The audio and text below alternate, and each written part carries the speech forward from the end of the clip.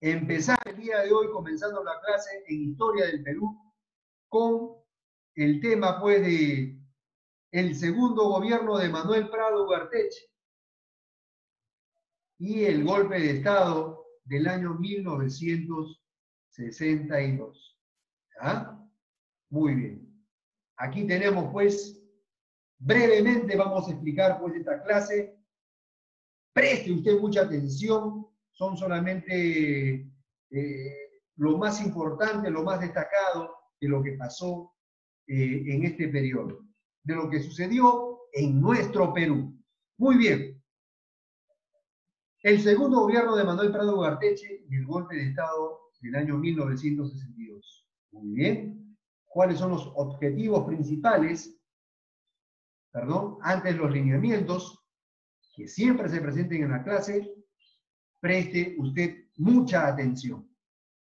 ¿Ya? Los micrófonos están desactivados y coloca tu nombre y apellido. Muy bien.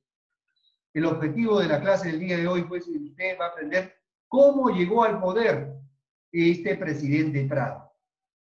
¿Cómo llegó al poder? Asimismo, vamos a conocer qué grandes obras públicas y legales a favor del pueblo hizo. Hizo cosas buenas, hizo cosas malas. Eso lo vamos a saber y eso es lo que hoy vamos a aprender. Muy bien. Pero antes, vamos a recordar un poquito la clase anterior del curso de Historia del Perú. En la clase anterior, pues, habíamos hablado acerca de este presidente, Manuel Odría, un militar que llegó al poder en el Perú de una manera constitucional, o sea, se presentó como un candidato, participó en las elecciones, pero no sin antes haber dado un golpe de Estado. Ya todos sabemos que es un golpe de Estado. Es la toma del poder de una manera violenta, de una manera, pues, agresiva, sacando del cargo a una persona. Así llegó Manuel Odría al poder en el año 1950 y gobernó hasta el año 1956. Participó muy bien. Y entonces, lo primero que hace este presidente, ahora presidente, pues no, Manuel Odría, es aplicar la ley de seguridad interior. ¿En qué consistía esta ley? Pues era perseguir a todos los opositores, a todos aquellos que no estaban de acuerdo a lo que él pensaba. Algo similar con lo que pasa, pues, en Venezuela con Nicolás Maduro, ¿no? Toda aquella persona que se opone, toda aquella persona que no está de acuerdo a su política, ¿qué es lo que hace Nicolás Maduro? Lo mete a la cárcel, lo persigue, lo mata o lo bota del país. Esto también pasó en el Perú con este presidente. Comenzó a perseguir a todos los apristas y todos los comunistas. Los comunistas, pues, eran los de la izquierda, los del Partido Comunista Peruano. Y aquí tenemos, pues, la foto del líder que tuvo el APRA en el siglo XX. Víctor Raúl Haya de la Torre. Él, pues, ante esta situación también de ser perseguido, se vio en la obligación de irse del Perú, de estar exiliado, porque si no, de lo contrario, iba a terminar en la cárcel. Y aquí tenemos, pues, un periódico de lo que aconteció, pues, en dicha década, miren, en el año 1948. ¿Cómo capturaban? Miren el título que le daban a los apristas. Captura, dice, de terroristas apristas. Así lo consideraban los apristas. ¿Por qué? Porque ellos implantaban, pues, los apristas querían implantar la política de la ex Unión Soviética. El marxismo, el leninismo. Y eso, pues, no gustó a muchos aquí en el Perú. ¿Ya? Y entonces, los gobiernos, muchos de ellos, pues, comenzaron a meterlos en la cárcel, como vemos acá. Algunos terminaron en la isla del Frontón, en algunas cárceles de Lima. Algunos fueron hasta fusilados. Eso fue, pues, la persecución que sufrieron los apristas y comunistas. Pero ¿quién ha estado siempre detrás? O mejor dicho, pues, ¿no? En muchos casos de los golpes de Estado. ¿Estará pasando hasta ahora también eso? ¿Mm? También hay que meditar, porque hay muchas cosas que siempre vuelven a suceder. Siempre detrás de los golpes de Estado ha estado, pues, la oligarquía. ¿Mm? La oligarquía, pues, es un sistema de gobierno en el cual el poder está en manos de unas pocas personas, ¿sí?, pertenecientes a una clase social privilegiada. En el Perú, pues, en aquella década, y como lo es hasta ahora también, siempre hay un grupo de familias, siempre hay un grupo de personas, empresarios, exportadores, de familias muy importantes, de apellidos muy importantes, dueños de industrias, de fábricas, los dueños pues de la Inca Kola, de la Coca-Cola, los dueños pues de las fábricas de fideos, todos ellos conforman la oligarquía. Este grupo de familias, pues, cuando ven que hay un presidente que está gobernando en contra de sus intereses, entonces lo que hacen es provocar golpes de Estado, pisotean nuestra democracia, pisotean la Constitución, y pueden utilizar hasta militares, pueden utilizar hasta civiles, en fin, diferentes formas, con el fin, pues, de implantar un gobierno. ¿Ah? Y esto ha pasado, pues, aquí en el Perú. Manuel Odría, pues, llegó a ingresar gracias al apoyo de esta grande familia. Por lo tanto, él se vio en la obligación también de darle la mano. Él gobernó durante prácticamente 8 años. Y durante esos 8 años, y esto también, muchachos, hay que entender claramente, cuando hay un gobierno, no hay oposición. Cuando un gobierno, pues, no quieren que les controlen, quiere perseguir a los opositores, no quiere que nadie se meta en la política que hacen, sucede lo que vemos aquí en esta imagen. Esta famosa palabrita, la corrupción. Esta palabrita, pues, que siempre ha estado en la política del Perú. No de hace 10 años, 20 años, de hace muchos años, de hace siglos. Siempre ha habido esto. Apóyame, pero ¿cómo es? Toma por lo bajo. Oye, tengo una obra, ya pues, me das el 10% para mí, ¿ya? Y tú sales favorecido en la obra. Así es. Siempre ha sucedido esto, ¿no? Apóyame en la obra, pero eso sí, cuando termino de hacer el trabajo, no me fiscalizas, no me pidas cuentas, ya todo queda entre tú y yo nada más. La obra quedó muy bien y listo. Siempre ha pasado esto en el Perú, siempre. Esto pasa pues cuando hay una falta de fiscalización. Fiscalización significa pues control, inspeccionar, investigar, en qué se gastó, por qué se gastó, a quién se contrató. Eso es la fiscalización. Eso pues siempre tiene que haber en el Perú. Cuando no hay eso, sucede. Y eso sucedió en el Perú. Lamentablemente, pues, el gobierno anterior dejó a nuestro país en una deuda. Endeudó al país, construyó el Estadio Nacional, construyó, pues, el Hospital del Empleado y otras obras, pero ahí también hubo su pedacito de torta para todas aquellas gentes que lo apoyaron. Entonces, en medio de esta situación, ingresa este señor, Manuel Prado Ugarteche. Por segunda vez, él ingresa, pues, de una manera constitucional. ¿Qué significa esto? Pues a través de las elecciones. El pueblo participa, el pueblo es quien elige. No es por golpe de Estado, sino a través de las elecciones. Hay que también recalcar aquí, pues, que ya la mujer aquí ya tenía participación ciudadana. Asimismo, también ya la población analfabeta iba disminuyendo, por lo tanto, pues, había más oportunidad para muchas personas para poder elegir al presidente. Entonces, él llega, pues, el 28 de julio de 1956 a ser nuestro presidente. Durante su gobierno sucede algo, pues, que marca la diferencia al presidente anterior.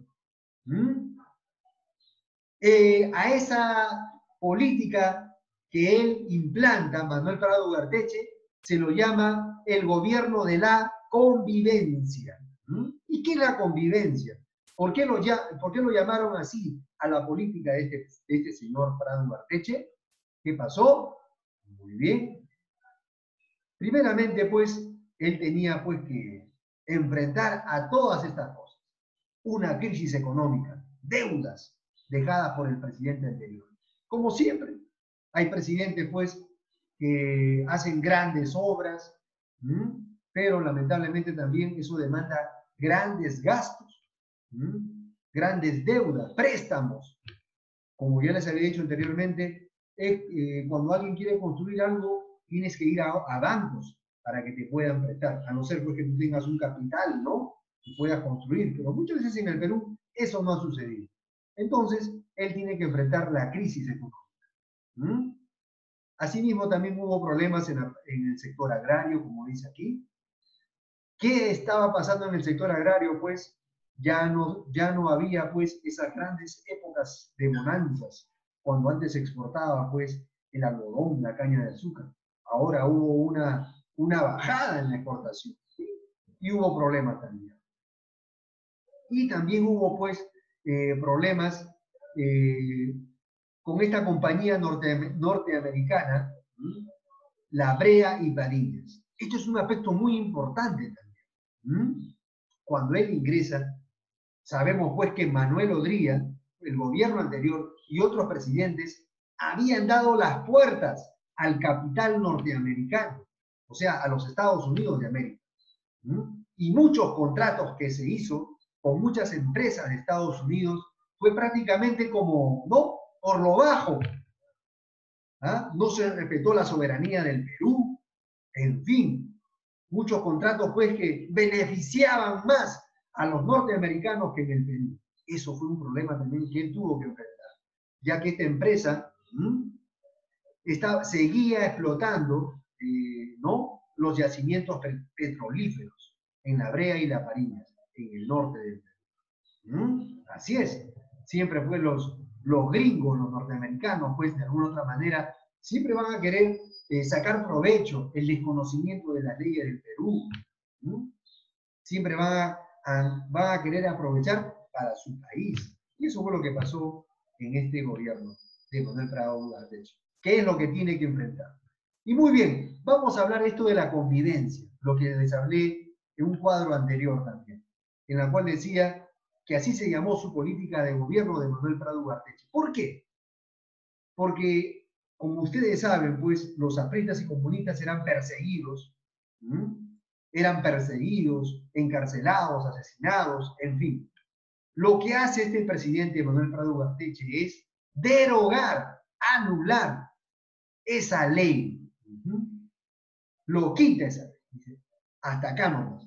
Y entonces levanta la proscripción que pesaba sobre el acta, que era uno de los partidos más perjudicados. Dándole entonces una amnistía. ¿Qué significa eso?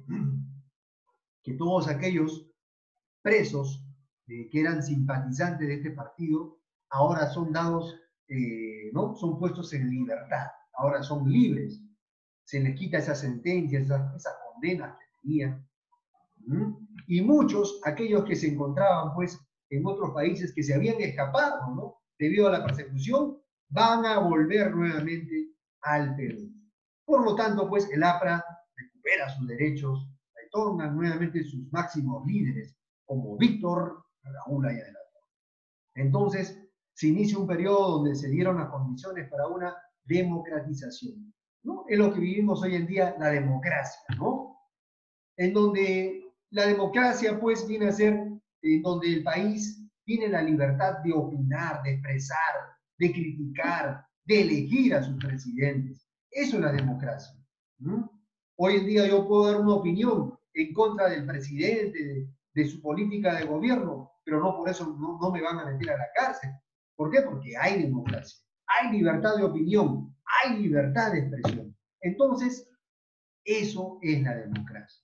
¿Ya, muchachos? Entonces, eso va a suceder en el gobierno de Manuel Prado Ugarteche. Entramos en un periodo de democratización y se apertura la libre expresión. Por lo que tú opinas, no te van a meter a la cárcel, ¿ya? Siempre y cuando tampoco no vaya en contra de los principios y valores. Por ejemplo, ¿no? Alguien va a querer salir calato en la Plaza San Martín, ¿ah? Eso no significa libertad de opinión y expresión. Eso también es una falta de respeto también a los niños, a las personas. Esa persona también va a ser metida en la cárcel, porque eso no significa libertad de expresión. ¿Ya? No hay que confundir. Muy bien. Aquí están los líderes apristas que vuelven contentos, felices ellos, ¿no? Ahora sí, nuevamente van a presentarse como candidatos para el Congreso, para cargos de ministros, de alcaldes, en fin. El que está aquí en el centro, pues, es Víctor Raúl Haya de la Torre, líder del partido aprista. Ahora ya son libres, ¿ah? Salen de la cárcel, así, contentos ellos, porque ahora nuevamente van a participar en la política del país. Muy bien. Y aquí volvemos a explicar un poquito qué es la libre expresión. Algo que usted también tiene que saber, ¿ya? Usted tiene derecho a opinar, a expresar, no por eso se le va pues, a encarcelar o se le va a jalar. Por ejemplo, si acá en el colegio Elín, algunos chicos quizás pues no son creyentes, quizás, ¿no? No son, aún no tienen esa experiencia con el Señor, pero eso no quiere decir pues de que el colegio Elín le va a decir, tú no puedes estudiar acá. No, nada que ver. Hay una libertad también que hay que respetar también de esa persona. Entonces, muchachos, la libertad de expresión es un derecho de todo ser humano. Todos tenemos el derecho de expresar nuestras opiniones y comunicarlas, sin temor a qué, a que nos castiguen, a que nos censuren o nos sancionen. ¿Ya? Pero eso sí, sin tampoco evitando la falta de respeto, ¿ya? Manteniendo siempre la cordura, los valores también, ¿ya? Yo puedo también dar mi opinión, mi expresión, pero no lo voy a hablar con lisura a un policía. No lo voy a ofender con una lisura a una autoridad. No, eso ya no es libertad de expresión. Eso también ya está penado. Me pueden llevar a la comisaría. Muy bien. Sigamos. ¿Ya? La libertad de expresión forma parte pues, del artículo 19 de la Declaración Universal de los Derechos Humanos. ¿Ya?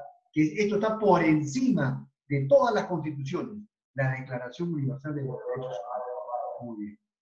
Es el derecho fundamental que tienen las personas a decir, manifestar, difundir de manera libre lo que piensan sin por ello ser hostigados.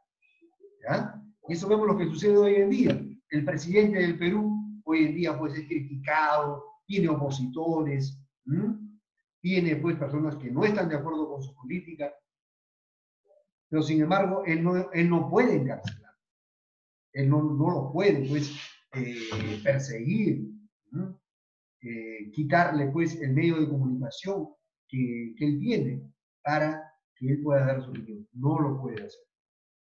Aunque hoy en día este presidente también se le está criticando porque está quitando también la libertad de expresión, por ejemplo, pues a algunos diarios y a algunos políticos. Bueno, es un tema muy amplio que más adelante vamos a hablar. Vamos a hablar ahora de lo que hizo este presidente, ¿ya? Manuel Prado Ugarteche. ¿Qué sucede durante su gobierno? Muy bien. Va a suceder esto. El boom de la harina de pescado.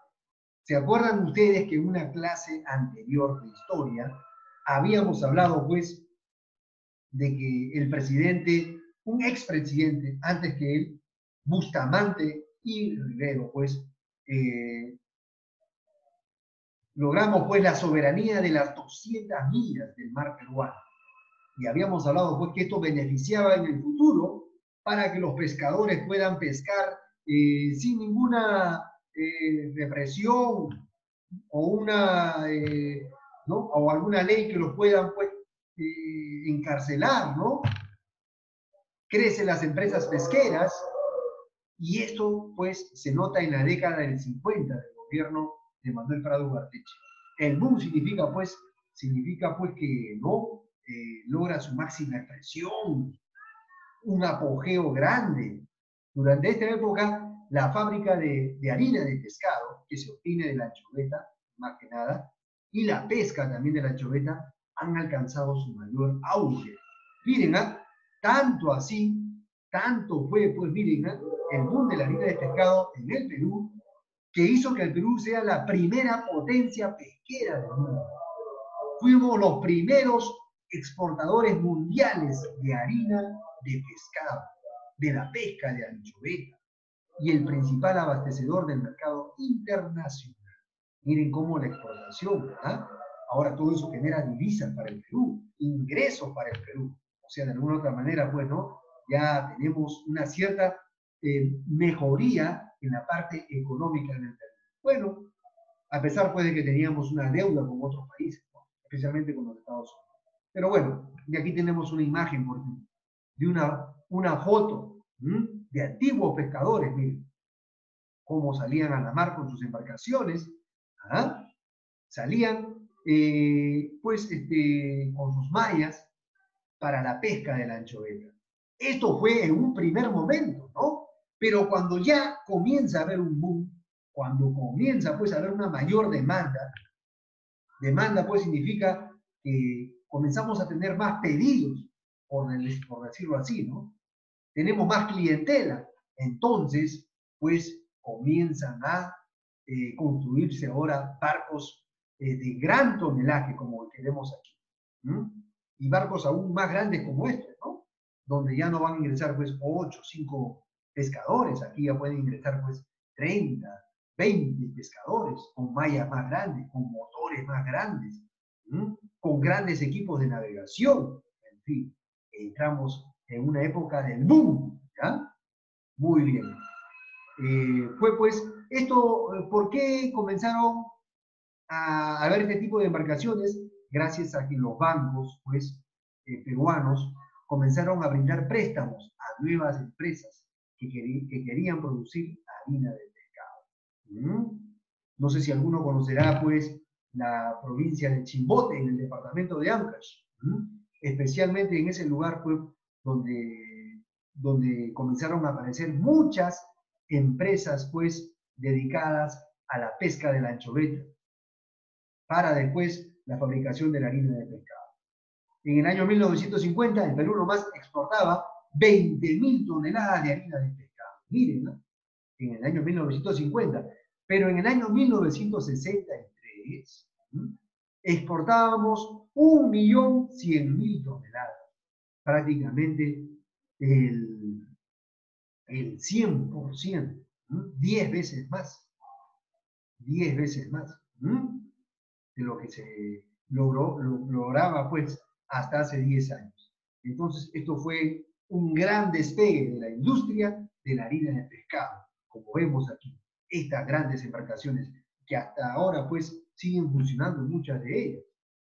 Y aquí en Ventanilla también podemos apreciar algunas de estas embarcaciones también que existen. Pero aquí también hay que hablar que hubo un gran empresario peruano, Luis Banchero, que me gustaría que usted también investigara a través del internet un poco de este gran empresario, quien promovió a esta gran industria que fue la pesca de la anchoveta y la fabricación de la harina de pescado. Lamentablemente, pues, más adelante este hombre fue asesinado. Misteriosamente hasta ahora no se sabe por qué. Seguro los enemigos de aquí. Entonces, también en la parte económica y financiera, también vamos a hablar también algo que sucedió también, ya que comienzan a aparecer grandes industrias de harina de pescado. En Perú comienzan a mejorar su economía. Entonces, eso va a demandar la creación de grandes industrias, fábricas. Y ustedes saben, pues, que cuando hay grandes fábricas, cuando hay grandes industrias, eso demanda, pues, la electricidad, una mayor potencia para el funcionamiento de las máquinas, en fin. Entonces, este presidente va a trazarse un plan de electrificación en todo el país. ¿Con el fin de qué? De dotar de energía eléctrica a los pueblos y también para las industrias, como les decía hace un momento. Las grandes fábricas necesitan también energías de gran potencia. Y miren, se ponen en servicio 57 centrales hidroeléctricas en varios pueblos. Y también, pues, en varios departamentos, ¿no?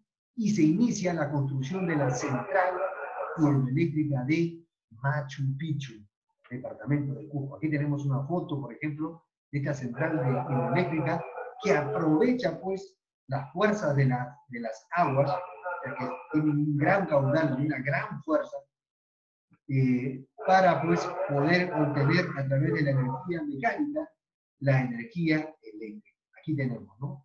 Esta central hidroeléctrica, pues, fue de gran apoyo, pues, más que nada brindaba las necesidades de energía para el sector social, minero, industrial, principalmente en los departamentos del sur, de Cusco, Puno, Apurímac, y hoy abastece también a otros departamentos del sur, Apurímac, en fin, gracias a esta gran central hidroeléctrica. ¿Qué más sucede en el gobierno de este presidente? Sucede pues lo siguiente, ¿no?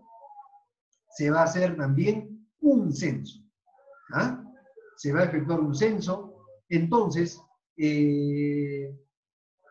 aquí pues tenemos el dato que se llega a obtener en aquel año entonces, en la cual decía pues que el Perú tenía una población de 10.420.000 personas. 10.420.000 personas era la población del Perú. Pero miren aquí un dato muy importante, muchachos. Estamos hablando del año 1960. Y aquí, miren, ¿cuál era la región más poblada en el Perú? ¿Quién era? Así es. No era la costa.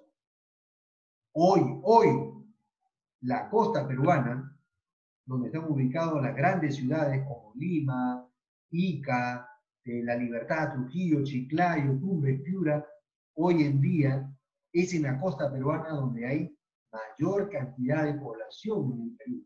Pero en la década del 60, 1961, no era así. ¿Qué pasó?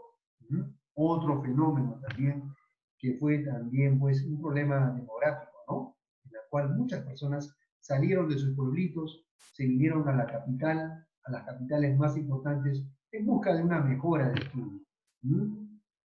Así es.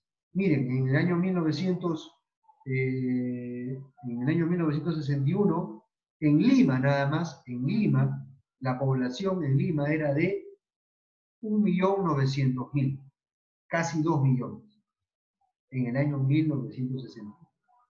En el año 1993, este es un dato muy antiguo todavía, la población en Lima era 6.434.000, hace 27 años.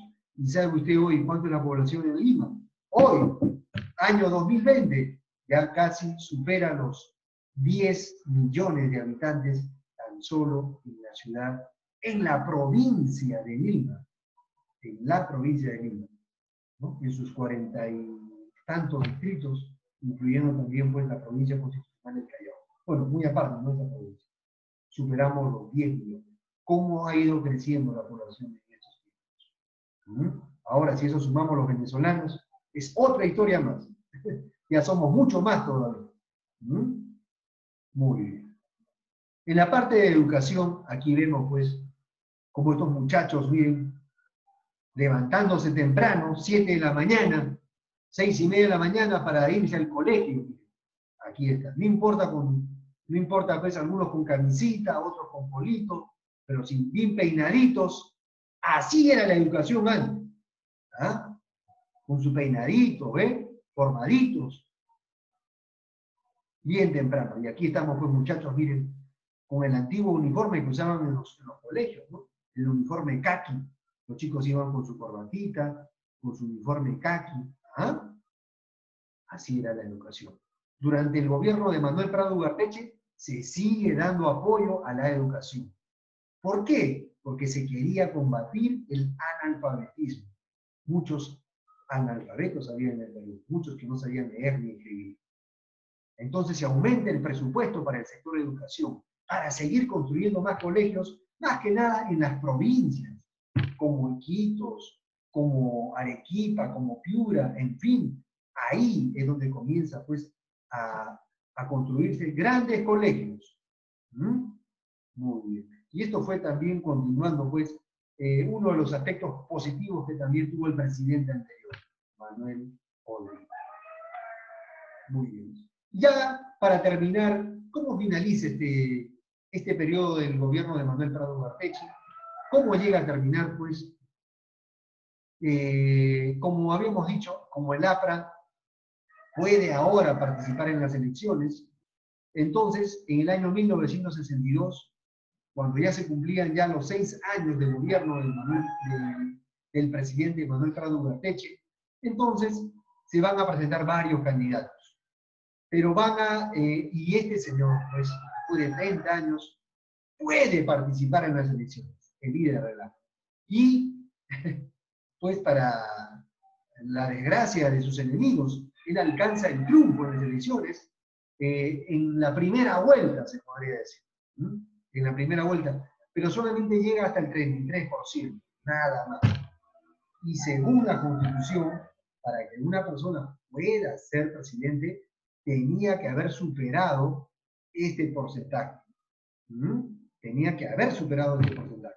Entonces no podría ser él entonces el presidente, y entonces el Congreso va a tener que elegir entre los 3 primeros que van a ocupar pues los primeros lugares, ¿no? En aquella elección. Estaba pues Belaunde, estaba pues el APRA, y también estaba un integrante también del partido de Manuel Rodríguez. Bueno, lamentablemente pues el Congreso toma una decisión de elegir un ganador de aquellas elecciones, pero nuevamente se presenta este mismo problema. ¿Ya? A las Fuerzas Armadas, a los militares, el Ejército, la Fuerza Aérea, la Marina, no les gusta, pues, ¿no? El ganador que había elegido el Congreso. No les parece. Entonces, ¿qué es lo que van a hacer? Otro golpe de Estado. A través, pues ustedes, ¿no? Ya saben que es un golpe de Estado, a través pues, de una manera dictatorial, aplicando la fuerza, aplicando la violencia. Entonces, los militares nuevamente, pero por un periodo de un pequeño tiempo, nuevamente van a tomar el control de nuestra política peruana. Aquí están los 2 nombres de aquellos militares, ¿no? De esta junta militar que va ahora a querer controlar y gobernar en nuestro país. Ricardo Pérez Godoy y Nicolás Lindley López. ¿Qué pasó después de esto? Eso lo estaremos hablando, pues, en la siguiente clase. ¿Por cuánto tiempo estuvieron estos señores en el poder? ¿Qué hicieron? Convocaron a otras elecciones. Se quedaron ellos en el cargo. Eso lo estaremos explicando en la próxima clase. Muy bien, muchachos. Aquí solamente tengo 5 preguntitas nada más que vamos a estar también compartiendo con ustedes. Preguntas sencillas acerca de todo lo que hemos conversado. Si hay alguna opinión, comentario del tema, lo estaremos escuchando y será considerado su participación. Agradezco pues su atención, y ustedes hoy han aprendido un poquito más de la historia de nuestro Perú, nuestro presidente. Y eso pues es lo que usted ha aprendido. ¿Para qué te sirve esto? Pues para que tú tengas, enriquezcas tus conocimientos y tu aprendizaje. Así es. Para que tú tengas un análisis crítico, analítico, para que no te dejes engañar más adelante a la hora de elegir un candidato. ¿Cuáles son sus propuestas? ¿Qué intenciones tiene? ¿Verdaderamente quiere lo mejor para el país? ¿O para otros países? ¿O para un grupo? Esa es la intención del curso de historia.